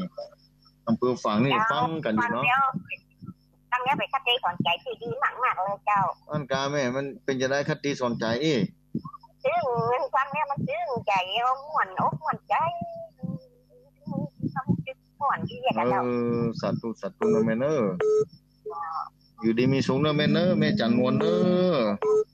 อาจารย์ไว้ศาลนะเจ้าสาธุใส่ต่อไปเข้ามาเจริญพรเจ้าอาจารย์นั่นมาแล้วแม่ปานีต้นเบิ้งเวียงหนองร่องเนอะอยู่ดีมีสูงแม่ปานีทำแม่ผมหวั่นดีเนาะแต่เจ้าอีกแม่มาได้ฟังไหมจัดจะก่อนน่ะแม่ไปทางไหนแหมาได้ฟังก็อีกไม่ลืมมันนึกเข้าเลยนะเนี่ยไปที่อื่นแล้วได้เนาะใช่มันได้หลายวิทยุจะกรรมหลายไปเห็นเนอะแมนเนอร์มันออกที่อันนักจ้า98.50เนอะแม่วันนี้แม่ก็ฟัง98เลยดีแนวว่าได้ฟังแล้วเนาะนั่นกันดีแนวไม่จุกกันตั้งวันพุธแล้วเป็นจะยุดเจ้าทึกวันพุธแล้วก็ต่อไปวันที่1ไปนี่98.75เนอะแม่เนอร์เจ้าจะเริ่มฟัง98ฟังแม่ฟังทุกวันนะจ๊ะ98อ่ะ98.50กับ75ทำแม่แม่ม่วนว่าแม่ฟังนอนฟังเลยเจ้าล่ะอยู่ดีมีสุขเนอะแม่กำลังใจให้จันเนอะเมื่อน่ะมาได้ปลามันมาได้โลมาโลแบบนี้ใส่ต่อไปเจริญพรกับภาษาครับผมจากที่ไหนประกอบครับผมยมตุยกะยมตุยฟังกันเนาะครับผมครับปลาปล่อยม่วนก่อนเราปลาปล่อยฝนตกว่าฝนตกครับได้ท่านเบื่อกายเบื่อครับผมยังมาดึงลงมาไว้แหอนุโมทนาเนี่ยยมตุ๋ยเนอะผมแยกกับเสือตัวเหี่ยวแล้วเขาสร้างมาครับผมขอกราบไหว้ศาลครับผมดูอยู่ดีมีสุขเนอะครับ ผมตุ้นเราปากไว้อำเภอปัสอำเภอเวียงหนองรองเอาเจริญปอนเจ้ากับภาษาเจ้าท่านพระอาจารย์เอาจัดที่ไหนก็เสียงนี่ไปคำนวณเจ้าซ่อนเมืองปานเจ้าแม่คำนวณมาแล้วแม่คำนวณเจ้าเหมือนหลับได้โทรเจ้าแต่เจ้าก็ฟังอยู่บ่ได้โทรเจ้าอ๋ออันกาแจ้ซ้อนเมืองปานเนาะเจ้าแจ้ซ้อนจังหวัดลำปางโมทนาเนอะแม่คำนวณเนอะเจ้าทำติดหน้าค่ะได้ฟัง3 ตัว3 โมงแล้วเนาะติดหน้าถ้าพอ Facebook ไลฟ์ของทางสถานีแล้วก็ของท่านพระครูอภิวัฒนวิกรมแล้วของวัดพุทธศรีคีรีนี่ได้พอแล้วแม่เจ้าอยู่ดีมีสุขนะแม่เนอะเจ้ากับภาษาเจ้าดูเอาใส่ต่อไปเจริญปอนเจ้ากับภาษาเจ้าท่านอาจารย์แม่ตุกแก้วศิลปรศิเสียเด้อแม่สุแก้วบ้านหงศิลปรเจ้ามาทางถึงว่าเจ้ามาแรงเด้อจัดเจนดีนะเจ้าขึ้น98นี่นะจะขึ้น98.75เนี่ยชัดเจนดีนะเจ้าชัดเจนดีเนาะแม่เนาะเจ้าชัดเจนดีเจ้าฝนตกกับบนดอยค่ะอาจารย์บ่ตกนะวันนี้มืดฟ้ามัวดินเหมือนกันนะนึกว่าจะตกปฐการใจดีบ่ตกสักกรรมอ่ะบ้านศิลปรกับบ่ตกเจ้านั่นกันเดี๋ยววันพุธกันลั่นตกซะน้อยอยู่กะเจ้าอยู่ดีมีสุขเนาะฟังอยู่เด้อกับพระเจ้าเอาใส่ต่อไปเจริญปอนภาษาเจ้าจากที่ไหนจากเมืองคานหม่องคำเจ้าบ้านหม่องคำบ้านหม่องคำแม่หยังก็แม่อนงเจ้าแม่อนงเจ้าอนงบ้านเมืองคำเนาะเจ้าโอ้ฟังแล้วเข้าใจดีขนาดเลยเจ้าเข้าใจดีขนาดเลยเข้าใจว่าจะได้กับแม่โอ้ทำเนี่ยเจ้าอันกะทำประจำใจอยู่ตลอดเนี่ยเจ้าอย่าอ่านและทำประจำใจเนี่ยโอ้เข้าใจดีขนาดเลยเจ้าแม่อนงบ้านอย่างก็บ้านสันม่วงคำอีกบ้านม่วงคำเจ้าม่วงคำตำบลม่วงคำอำเภอพานเจ้าบ้านม่วงคำเนาะเจ้าม่วงคำมีกันแต่ก่อนแม่แต่ก่อนมีต้นม่วงคำจะเดี๋ยวมีว่าต้นเก่าแก่มีว่าบ่มีก็มีเจ้ามีว่าบางมีเจ้าเดียวมีเหลือก็ชื่อนะแม่เนาะเจ้า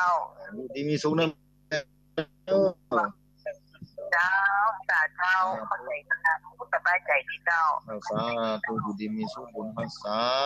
0892624999เจริญปอน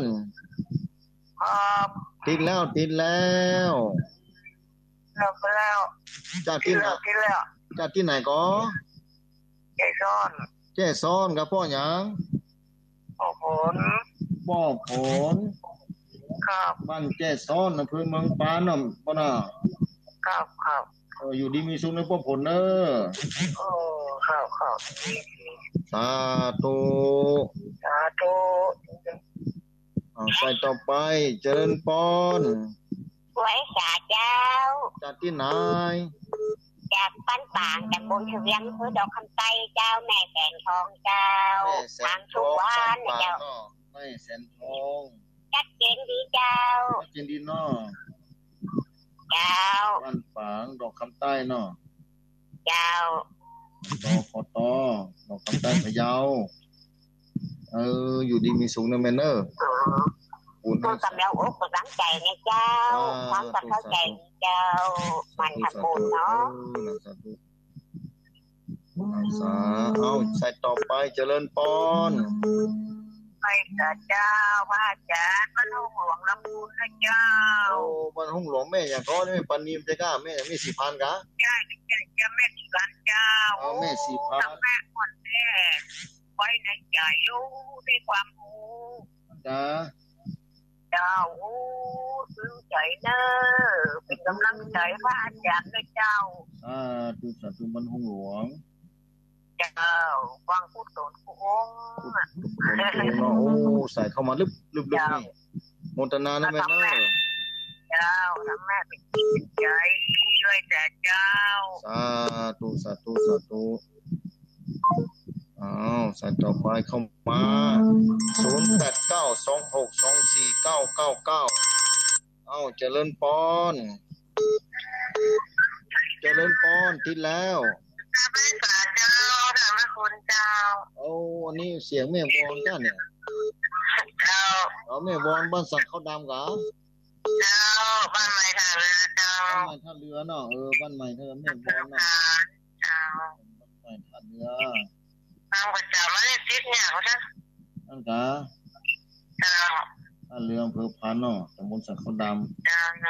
โอ้อำเภอพานเนี่ยอำเภอใหญ่เนี่ยอยู่ดีมีสุขนะแม่ฝนตกเจ้าทำให้ฝนตกตอนหัวค่ำดีแล้วจะได้จุ่มได้เย็นเจ้าเย็นดีเจ้าสาธุเจ้ากำลังใจเจ้าสาธุเอาใส่ต่อไปเจริญปอนกราบไหว้สาธุพระอาจารย์แม่ฟังอยู่แน่ตาแม่ตั้งได้หาเสียงนี้ขอตัวแทนพี่น้องให้การยังไม่ใส่ทองเจ้าแม่ใส่ทองเจ้ายังแม่ปฏิวัติอันเดนิโสดอันธรรมวัดเย็นแล้วก็ธรรมจักรแล้วก็ปรมี30 ชาติเจ้าแล้วก็สูตรอันน่ะพุทโท108ธรรม108ทุกคืนเลยพระอาจารย์ดีแล้วสาธุอนุโมทนาแม่ก็เลยว่าได้ข้องสาธุเนาะแม่เนาะสู้ยอดแม่ตั้งใจสวดไปติ๊กๆนะแม่เนอะฮัลโหลเจริญปอนฮัลโหลตามเห็นแล้วนะฮัลโหลเจริญปอนหลุดไปแล้วนะฮัลโหลไม่แสงทองหลุดไปแล้วนั่นเอาเจริญปอนเอาใส่ต่อไปฮัลโหล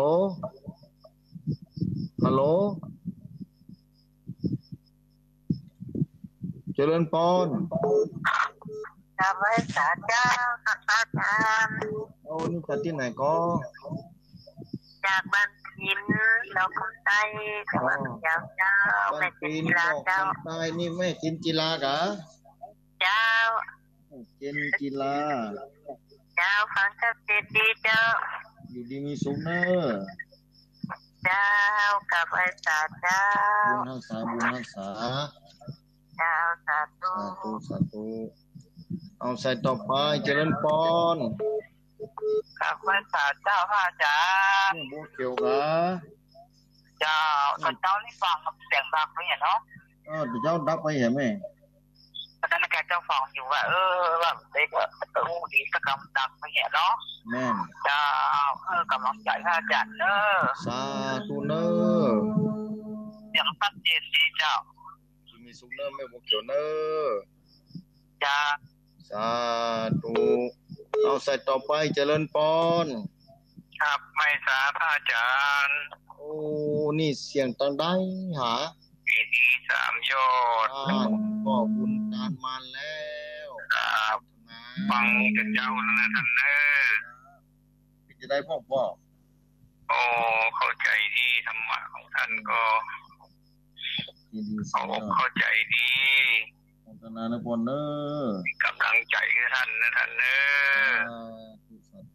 ไปจ้าบุญรักษาเจริญปอ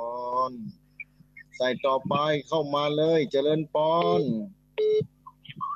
นมัสการเจ้าจากที่ไหนก็จากหลังการแม่สาวเจ้าหลังการแม่สาวที่อำเภอแม่อายเนาะเจ้าฟังอยู่นะเจ้ารับเชื่อทุกแม่อย่างก็แม่จันสมมันนี่จ้าแม่จันสมเนอะนี่หลังการแม่สาวสาธุเจ้าธรรมสการนะเจ้าเจ้าฟังอยู่เจ้าเอาใส่ต่อไปเจริญปอนไหว้ตาเจ้าแม่อ้วนมาแล้วแม่นบ่าแม่นเสียงแม่อ้วนมาแล้วอยากจะมาตานนะท่านอาจารย์ต้องจบมาตานได้แม่อ้วนสั่นขวางแล้ววันพวกวันอื่นนี่เนี่ยอย่ามาได้ฟังเรื่องวัน2 อันมันมาได้ยินดีท่านอาจารย์มันเป็นจะได้แม่มันมาออกมาได้ยินเลยไล่ไปที่98.75นะแม่เนอะเจ้า 98.75นะแม่เนอะเจ้าสถานีแม่ขายใหญ่นะเจ้าโมทนานะแม่เนอะเจ้าฝนตกบ่ท่านฝนตกนะแม่ตั้งเขาจะดีกันดีใจบ่ต้องหายจ้อยว่ะก็นั่นมืดมันตายไปแกนึกว่าไปตกไปเดินรอพุ่นบ่ตกเด้บ่ตกเลยอ่ะมีเหมือนกันนะนึกว่าเดินรอเอาไปปูนแล้วบ่ใช่เนาะมีอยู่ดีมีสุขเนอะเจ้าไหว้ศาลเจ้าสาธุเอาใส่ต่อไปเจริญพรไหว้เจ้าท่านอาจารย์เอาแม่ยังนี่เสียงป้อยแต่ว่านั่นเป็นบวกแต่เป็นไม่หลงบ้านบวกนะเจ้าแม่หลงคนน้อยคนประจงที่บ้านบวกคนตรงนะบ้านบวกคนตรงนับเรืออันท่าจ๋านั่นก็โอ้แบ่งมาทำให้พงน้ำเมนเนอร์อยู่ดีมีสุขนะแม่เนอร์เจ้าคุณรักษาเนอร์เจ้าว่าเจ้าหลังใจอาจารย์เอาวันนี้รับสายเต็มที่เลยเปิดโอกาสให้เต็มที่เนาะเอาเจริญพรภาษามันเป็นคนเจ้าโอ้อันนี้นี่ที่อำเภอจูนก้านี่เจ้าอำเภอจูนเจ้าบ้านใหม่กัญจนาบ้านใหม่กัญจนาเจ้าฟังอยู่เด้อชัดเจนดีชัดเจนเนี้ยไม่เพี้ยนเนาะเจ้าเขาเข้าใจดีกำลังใจท่านพระคุณเจ้าเด้อจุดจุดเพี้ยนเนาะไม่กัญจนาเอาขอบคุณครับสาธุเอาใส่ต่อไปเจริญพรเอาเข้ามาเอาหลุดเข้าไปเอาใส่หลุดเอาใส่ใหม่เข้ามาเจริญพรไปครับอาจารย์เอายมโควิดมาแล้วร้อยหลังทาง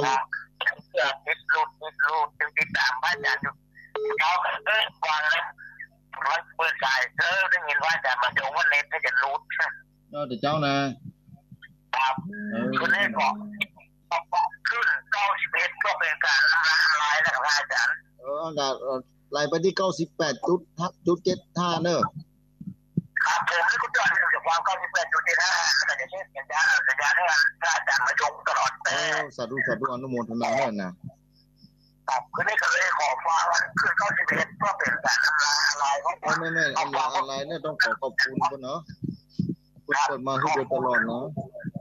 ดีเจน้องหน่อยกับน้องนัทเลยค่ะที่ว่าเปิดให้เราไม่น้องน้อยเลยดีเจน้องหน่อยอนุโมทนานั้นนะครับก็จะบอกว่าฟังแรก91คือแรกผมก็เลยมาฟังเพื่อเป็นการทำงานเริ่มถึงจะก่อนนะจ๊ะนั่นกันอนุโมทนาเนอะยมตุยยมคงพี่ดีใจดีว่าฟังนะอาจารย์เนาะว่าคือได้เลยนะฟังทำงานแรกคือนี่กลับไปก็ร้อนใจก็มาจัดเลยพันเนอร์ตูอยู่ดีมีสุขเนอะสาธุครับสาธุเจริญพรสาธุเอาใส่ต่อไปเจริญพรจากที่ไหนก็ในก้างพี่น้องกะเลียงปะกะยอเนอบ้านไหนก้างตรงรู้ไหนก้างในช่วงไหนชิโบมือไงในมือโหไหนก้างนั่นจ้านากลางดีช่วงไหนเลิกกับชีเกย์ตรงตัวไหนกับชาพันที่ไหนก็ยังได้ละพันทุกอย่างล้อละโอชูบาโกแกอ๋อมือแกจ้าโอชูบาโอโมช่องเผอแต่มาแต่สาธุพี่น้องศรัทธาอำเภอลีพี่น้องปะกยอที่อำเภอลีเอาเจริญพรใส่ต่อไปนั่นพ่อไข่มาแล้วเป็นจะได้พ่องพ่อไข่วันนี้โอ้บอกฟังเลยเขาเข้าใจเดียวมันนัดชัดเจนยุดโตทางอาจารย์เขตคำวันนี้เขาเข้าใจดีเขาเต็มอกเต็มใจทำงานเขาจำชื่อได้ป่ะจำชื่อได้พ่อไข่บ้านหัวงมไงกะตำบลหัวงมบ้านหัวงมเนาะ แต่ว่าโอ้หมอฟ้าบ้านป่าบงบ้านป่าบงตำบลหัวง่วงเนาะตำบลหัวง่วงอำเภอพานจังหวัดเชียงรายเนาะชรเชียงรายเนาะครับโอ้ได้ได้อยู่ดีมีสุขเลยทุกวันยาวเนอะไปเป็นอย่างเนอะร้านเนอะทุกอยู่ดีมีสุขเนอะขอคุณรักษาเด้อตุเอาเจริญปอเอาใส่ต่อไปเอาหลุดไปแล้วเอาใส่ต่อไปเจริญปอนตินแล้วเจ้ามันห้วยน้ำดิบจ้ามันห้วยน้ำดิบนี่พี่นานชูซักนะมันดียาเพิ่นกันเจ้าอยู่ดีมีสุขเนอะฟังอยู่เนอะพระอาจารย์เลยดีแล้วพี่นานฟังอยู่ครับผมกำลังตัดห้องครับผมตัดห้องวันไหนคนว่าหลายคนก็ครับเนี่ยคนครับดีกันทำไปเนอะสร้างไปเนอะครับอดทนไปกันพระพุทธเจ้าก็ถึงวัดใจเนอะโอ้เหมือนพระพุทธเจ้าที่ท่านอธิบายมาเหมือนพระพุทธเจ้านะครับนั่นน่ะอยู่ดีมีสุขเนอะพี่นานเนอะครับผมห้วยน้ำดีบ้านโฮงห้วยน้ำดีอนุโมทนาเนอะครับอยู่ดีมีสุขบุญรักษาเอาใส่ต่อไปเจริญพรขาเจ้าจากที่ไหนก็จากแม่สลัดเจ็ดซ่อนเจ้าสลัดบ้านเจ็ดซ่อนมาแล้วแม่สลัดเป็นจะได้พ่อแม่ฉลาดบ้านแจ้ซ้อนนี่ทั้งเขาเข้าใจดีเจ้าหม่อนดีเนาะเอาอนุโมทนาเนอะแม่เนอะเนี่ยทำได้ไปวัดมันจะได้บุญได้เหตุเจ้าแต่บ่ได้ไปวัดก็ได้อยู่ที่ไว้สาแต่ถ้าว่าไปได้เตียวได้ก็ไปถ้าเป็นคนไข้ติดเตียงเท่าแก่ชราแล้วก็บ่เป็นหยังถ้าเตียวบ่ได้ก็ยกมือไหว้สาวเนอะแม่เนอะขอโทษเจ้าเจ็บขาจะเดินไปวัดมาได้เลยเจ้าบ่เป็นหยังห่านเปิ้นเอาดอกไม้เขาตอกดอกไม้ตื้อเข้าไปจะไปวัดไปวาก็คือทำจิตใจเบิกบานยกมือ10นิ้วไหว้สาบันตาขออนุโมทนาตัวเนอะแม่เนอะเจ้าเนาะอยู่ดีมีสุขเนอะวันน่ะเจ้าอาการดีบ่เป็นหยังแม่เจ้าสาธุวันน่ะเด้อสาธุเนอะแม่สลัดเนอะเจ้าสาธุเป็นได้28สายวันนี้รับแหมสาย1เดี๋ยวก่อนเนอะเข้ามาแถมเข้ามาเจริญปอนเจริญปอนจัดที่ไหนก็จากอำเภอลีบ้านกลางเจ้าบ้านกลางไม่กี่กะเจ้าแม่นะเจ้าไม่กี่นี่ติดตามตลอดเหมือนกันตามตลอดเจ้าตัวหัวตีดบ้านกลางเนาะหลวงพ่อสบายดีกะเจ้าหลวงพ่อก็สบายดีเจ้าไม่กี่บ้านกลางหลวงพ่ออำเภอสบายดีเนาะเจ้าดีแล้วแม่กี่อยู่ดีมีสุขแล้วไม่กี่เนอะเจ้ากำลังใจในเจ้านี่แม่กี่อำเภอนี้ม่วง3 ปีแล้วแม่อย่างก็ม่วง3 ปีนี่แม่อย่างก็แก้วเจริญปอนอันนี้พี่น้องปะกันยอแม่บัวเขียวบ้านห้วยส้มปอยครูบาจะโทรเลยนะจะโทรนาทีเลยนะก็รักษาจ้ะนั่นไงรักษาเสียก็ละอยู่แค่ในเมืองปรักษานาทีถึงเลยทนน่าจะเจอครูบาปะโทระเมืองมาสุดท้ายโน้แล้วจะเจอขวาน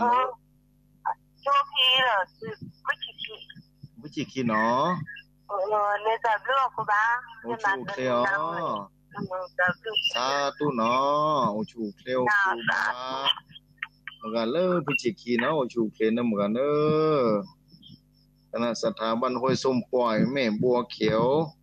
เกือบจะมาล่ามาลูนเหมือนกันเนอะเหลือแห่งเวลาแห่งสัก2-3 สายได้อยู่น้อมเรียนเชิญศรัทธาเข้ามาได้อุจากันไปศรัทธาเหลือแห่ง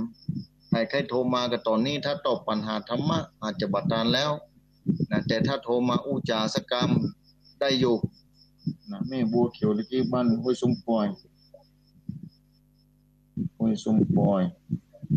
เอาเข้ามาได้แล้ว0892624999น้อมเรียนเจอเนื้อสถาทีโทรมาบ่ติก็น้อมเรียนเจิญเข้าได้ตอนนี้ว่างลงแล้วใครอูใครจ๋าใครสนทนาโดยการก็โทรเข้ามาได้นะสภาเนาะเอาเจริญปอนเนอร์ครับก็จากที่ไหนก็ฮัลโหลครับโทรจากที่ไหนก็ป่อครับบอกทั้งตลอดแล้วโทรไปบันดันเลยวันนี้โทรตานเป็นขั้นแรกครับป่อครับป่ออยู่แรกโทรไปดันป่ออยู่ที่ไหนเอาดังๆหน่อยป่ออยู่ที่ไหนก็บ้านชุรีเจ้าช่อน้องเลี้ยงบ้านเนี่ยครับป่อชื่อหยังป่อสิงคำป่อสิงคำเนาะโอ้ป่อสิงคำบ้านสมบูรณ์ครับทั้งคืนน่ะแล้วก็โทรมาหลับไม่โทรซีดน่ะอยู่ดีมีสุขในปอนเนอร์ครับขอไปสาครับนะสาธุเอาใส่ต่อไปเจริญปอนครับพระสาเจ้าหลวงพ่อเจริญปอนอันนี้แม่บัวตองกะเสียงนี่เจ้าแม่บัวตองนี่เนาะอยู่บ้านไหนก็แม่บัวตองนี่นะถูกตุ้งปีเจ้าบ้านทุ่งตุ้งปีบ้านทุ่งตุ้งปีเนาะเจ้าต้นปีอยู่ดีมีสุขอำเภอพานครับคนไหนก็อำเภอพานกะดอกคำใต้เจ้าดอกคำใต้แล้วเนี่ยดอกคำใต้ดอกกตเอาดอกคำใต้จากนอนเข้าแต่ปลาได้รู้มาได้เจ้าอยู่ดีมีสุขเนอะแม่บัวตองเนอะเจ้ามาได้ฟังมือนั้นแต่การอยู่ดีมีสุขเนาะเจ้าสาธุเอาใส่ต่อไปเจริญปอนไม่สาเจ้าท่านอาจารย์ภายที่ไหนแถมนี่แม่สีทอนชัยประการเจ้านั่นแม่สีทอนใช้ประการมาแล้วนี่เมืองใช้ประการปุ่นนะเจ้าได้ฟังอยู่เด้อแม่สีทอนฟังเสียงฟังชัดเจนดีเจ้าชัดเจนดีเจ้าใช้ประการปุ่นนะมากกันเนอะนี่นะเจ้าอยู่ดีมีสุขบุญรักษาเนอะขอโทษท่านอาจารย์แต่ว่าขอโทษเหรออยู่ดีมีสุขเนอะเจ้าโทษตลอดอ่ะสาธุเนาะเจ้าไม่สาเจ้าสาธุขอบคุณอนุโมทนาขอใส่สุดท้ายเป็นใส่ลูกล่าคอหอมใส่สุดท้ายไผ่จะเข้ามาได้จะทวนสายนอกถ้าบ่มีแล้วก็จะได้ปิดลงไป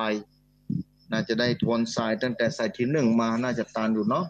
ญาติโยมศรัทธาสาธุชนท่านผู้ฟังนะ